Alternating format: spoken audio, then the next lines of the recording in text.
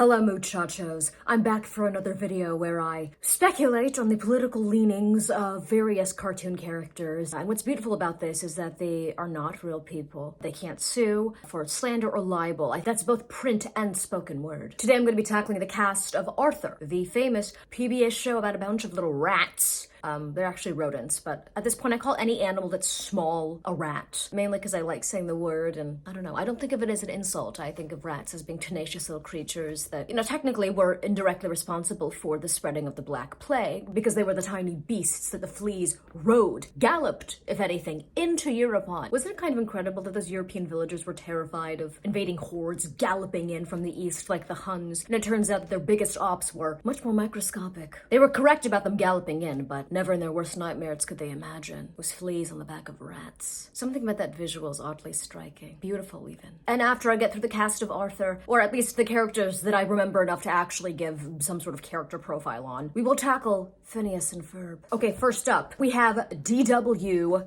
Arthur's little sister. I'm starting with easily the fan favorite and the character that I resonated with the most. Mainly because I was functionally illiterate the first time I was watching the series when I was, I want to say 5. Now we know that Miss DW is, if anything, interested in herself. That's it. She's an ardent capitalist, or at least she will be. I feel like she's industrious, you know what I mean? Like she'll have an entrepreneurial spirit. Cutthroat. So I'm assuming that she's going to be more on the libertarian side, mainly because she doesn't like red tape. She doesn't like regulations. Anything that will get in the way of her working her factory workers to death. All I'm saying is that once DW learns how to read, it's over for everyone. So DW, definitely libertarian, especially fiscally when she gets her guap up. Socially, I think she's indifferent. I think she falls into that camp of like, I literally don't care what any of you people are doing. However, if she sees like a cyclist or someone who just sort of looks vegan, she will run them over with her SUV. But I feel like that's understandable. Up next, we have Arthur. I think initially he comes off as someone who is fairly neutral, middle of the road, has never really thought about politics because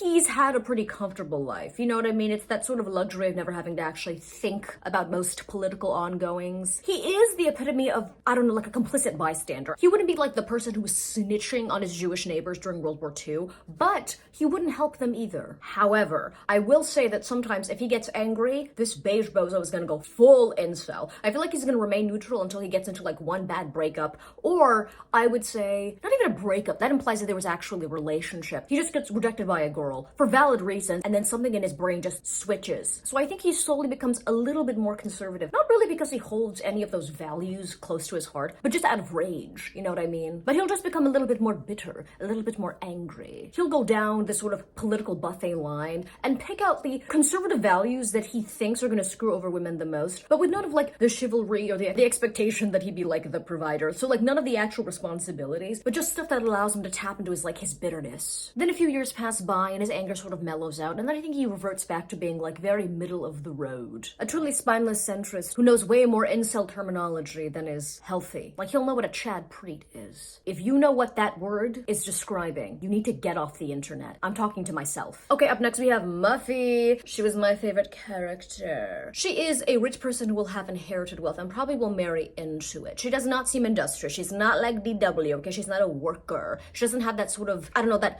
hunger for power that drives people to actually be entrepreneurial. She just likes to live in luxury. She will grow up to have the sort of entitlement of someone who's worked for their money. She will certainly hold on to it with her little monkey paws, like she did work for it. But I think that's true of anyone who inherits money. They're more possessive over it than people who've earned it. It's very strange. But much like DW, she cares more about preserving her money than really any social issues. I think she also falls into the camp of, I don't actually care what anyone does.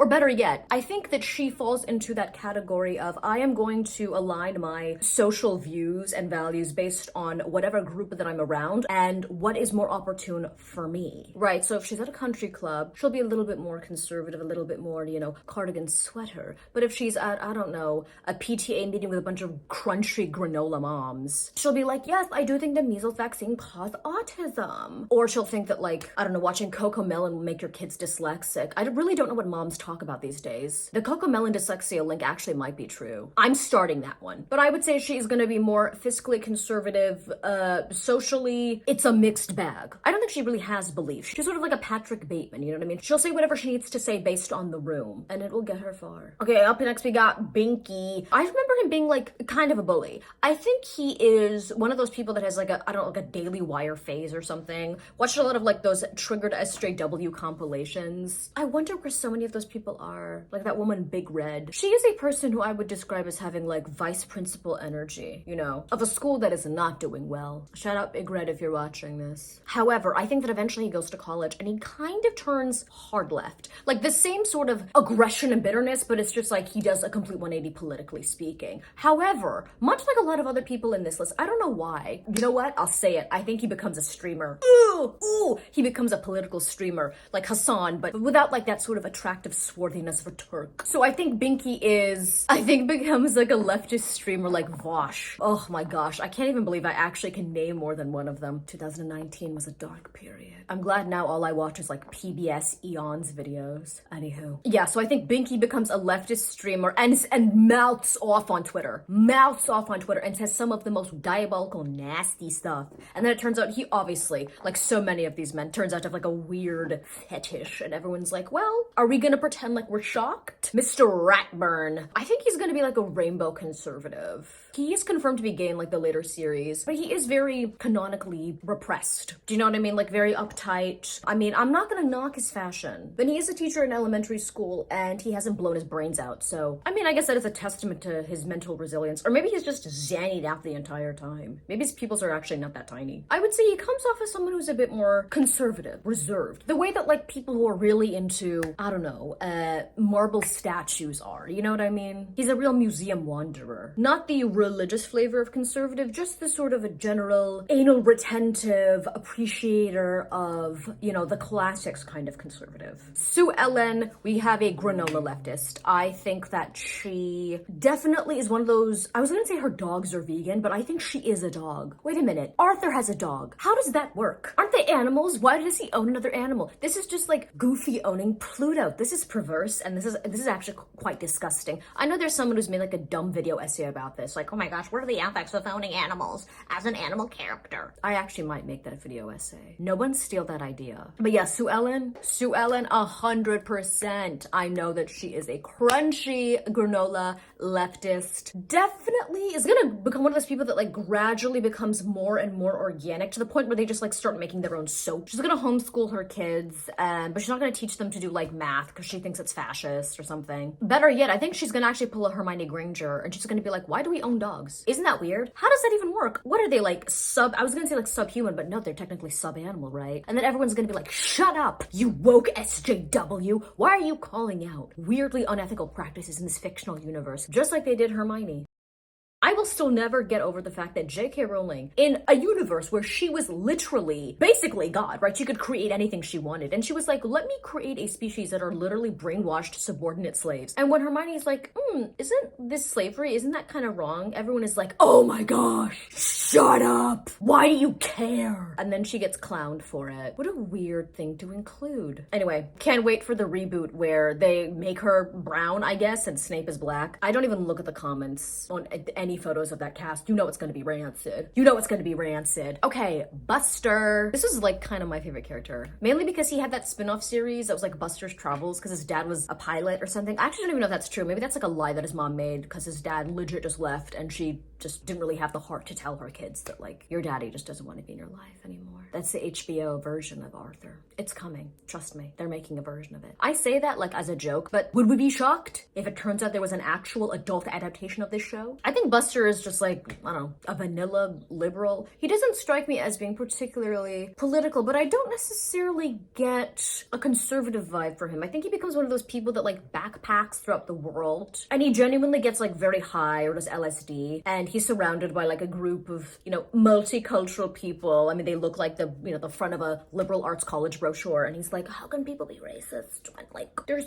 so many hot people of different races. Like, I just don't get it. I think he's one of those sort of harmless, middle-of-the-road vanilla liberals. I don't really get any particularly strong anti-capitalist or pro-capitalist vibes from him. I think he would support universal health care, but doesn't really think about it much or the logistics of it. He certainly has no interest in talking about political issues, and sometimes his more granola-y friends will bring it up, and he'll sort of sit there and nod and pretend to understand what they're talking about or care. In his mind, he's running through a field of wheat. He's fiddling it against his hands, like that one scene in Gladiator. Say what you will, but he's happier than all of us. His gigantic bunny ears flopping in the wind. He's free. And finally, we have the fat little baby sister. This is the younger sister of Arthur and DW. I don't know what her name is, and I don't care. I think she is the cutest little nugget, but she is an authoritarian. I don't know how to explain it, I just know she is an authoritarian. And you laugh, she's gonna grow up to be the next Gaddafi, with just as much swagger, by the way. But, you know, she won't have, like, a private army of women who turned out to just be...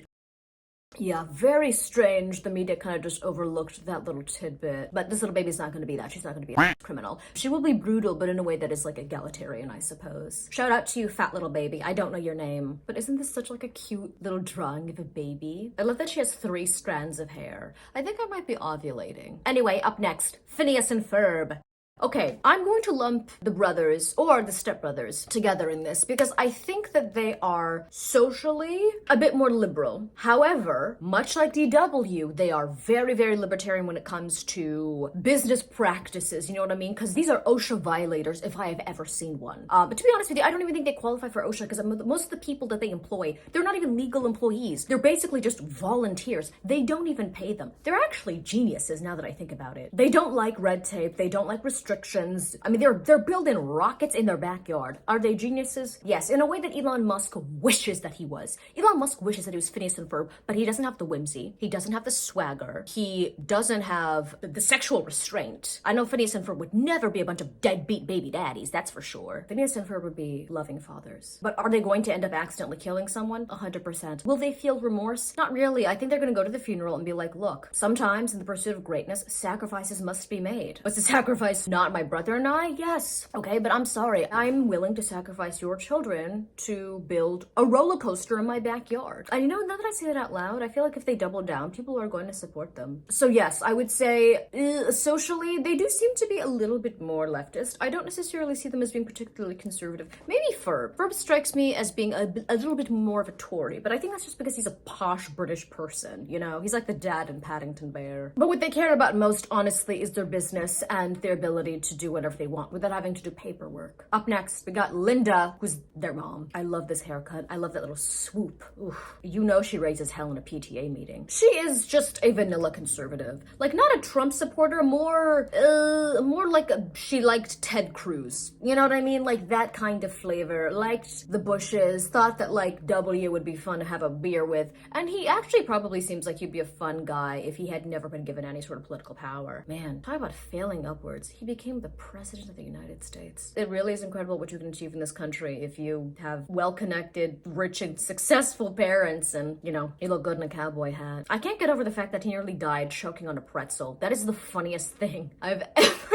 Sorry, it's so hysterical. And I like that they included it in that Josh Brolin biopic. That was more generous casting than what they did with Camilla and Charles in The Crown. Anyway, Linda, definitely vanilla conservative, but again, one of those people who I don't really think thinks about politics all that much. Like, her kids are her life. Do you know what I mean? Like, whenever she's asked about politics, she's just like, I mean, I guess I'm more right-wing, but I don't know. I just only really care about my weird, triangular-faced ginger children and my semi-mute kind of autistic British stepson, you know? Which is strange, because she's, like, quite a negligent mother who is completely oblivious to everything that her kids are doing. But she's still like, my kids are my life. But mostly all she does is, like, go grocery shopping and go to Pilates. Honestly, good for her. Dr. Doofenshmirtz. That's not even what he sounds like. I will say, though, easily one of my top 10 childhood crushes is Dr. Doofenshmirtz. He's such a little cutie patootie. And I love that he has ambition, but it's realistic. Like, he just wants to take over the tri-state area, not the whole world. Just a portion of the zip code that he actually legitimately have control over, and it wouldn't drive him him insane. You know, probably wouldn't be a lot of paperwork either. I think that he has similar libertarian tendencies to some like Phineas and Ferb and EW. Again, because he just wants to be able to do whatever he wants and not get like slapped with like a lawsuit because of like zoning code violations or some other BS. However, I will say that he seems like one of those guys that had a daughter and then had maybe like a slight, I don't know, feminist awakening where he's like, oh my gosh, I have to raise a woman and I don't know how to do that. So he buys a bunch of books on how to raise like a strong-minded daughter or something. And it's very sincere, you know? Because say what you will about Dr. Doofenshmirtz, he loves Vanessa and he wants to be a good dad. So yeah, Dr. Doofenshmirtz is definitely a girl dad. And being serious, it's like actually making me kind of emotional. So I would say in that regard, probably very open-minded. I would say Vanessa probably made him even more open-minded, you know? She probably introduced him to a lot of new things in life, like Thai food and shoes that aren't New Balances. Candace.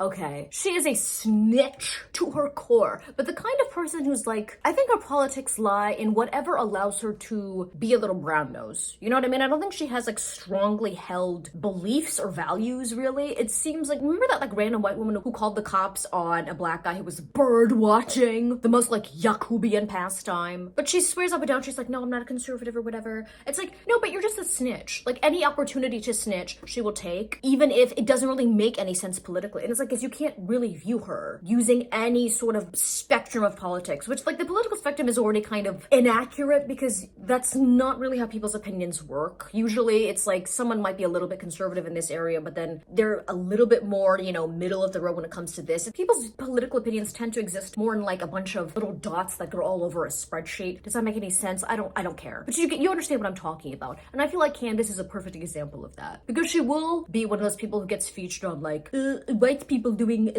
calling the cops on black people, but she'll also be like a weird tree hugger that'll, you know, snitch on people for littering or not recycling properly. You know what I mean? Any opportunity to snitch and inconvenience people, she'll take it. So I really don't even know exactly where I would put her politically. She identifies as a pain in the ass. Isabella. I think she falls into the more granola leftist category. She seems like she would open up like an animal sanctuary and her animals are her best friends. Maybe she goes down a dark path and she goes like full blown, I would rather kill a human than kill an animal. And deep down, it might be because she actually has like some underlying bloodthirst that she was never really able to tap into, you know, but this like new turn, but I don't know. I think maybe like 2020 hit. She was in isolation on that like pig farm or something and she saw one of the helpers like fall into a trough and get devoured by the pigs. And she initially tried to help them, but then she heard his blood-curdling screams and the pigs just munching away and not caring. Thinking, wow, these animals that I've sacrificed so much for fully would devour me if they got to a point of starvation. They wouldn't care. And they'd go on about their day. They would turn me into excrement. And I think it awakened something in her. And she thinks, wow, how many more people do you think these pigs could eat and there'd be virtually no remains? Wouldn't this be kind of perfect? I think she has like sort of a, I don't know, tree hugger mixed with Pearl from the film Pearl moment. And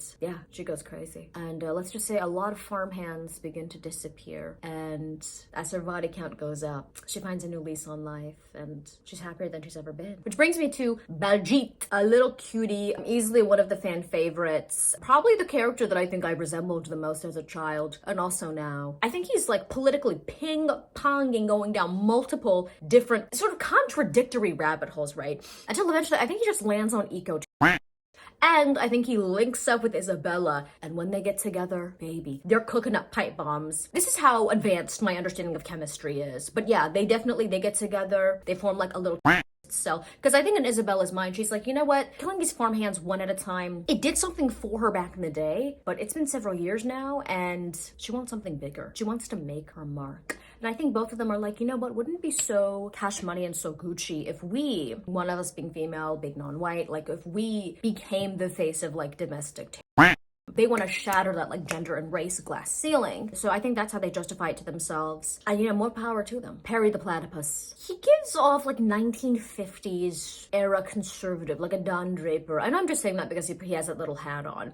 But once again, espouses certain conservative beliefs, but is also like, doesn't necessarily live by any of them. I think he just likes like drinking whiskey in the middle of the day because he is like a full-blown alcoholic. He's like a slut. Like he's cheating on his wife constantly. He is John Draper. I'm sorry. I can't now detach that image of Don Draper from Perry the Platypus, but I would say that he does strike me as being a little bit more conservative, you know? Sort of like an old school James Bond. And I know that he smells like Dracar Noir. I'll say it, Perry the Platypus is quite handsome. Okay, finally we have Jeremy. I think he's just a standard surfer boy, like vanilla liberal, head empty, heart is pure. Like he supports the end of the war on drugs just because he wants to be able to do more drugs, you know? And I mean, sure, I guess he sympathizes with prisoners or whatever, but I think that he is in that category of apolitical where his life is just so chill and he's just like a cute blonde guy and has just surfed through life on easy mode where he doesn't really have to think about much. And you know what? I'm jealous because as blessed as I've been in my relatively carefree life, I wish I had more. Like I know that he has perfect vision and he has eyebrows that he doesn't have to draw on like me. And that makes me angry. I hope he gets eaten by a shark. Anyway, that's it for this video. Do you agree, disagree with any of my, I would say, somewhat substantiated political analyses of these characters? I think that most of my categorizations made sense. What do you think? If you want me to do another one of these videos with the cast of another show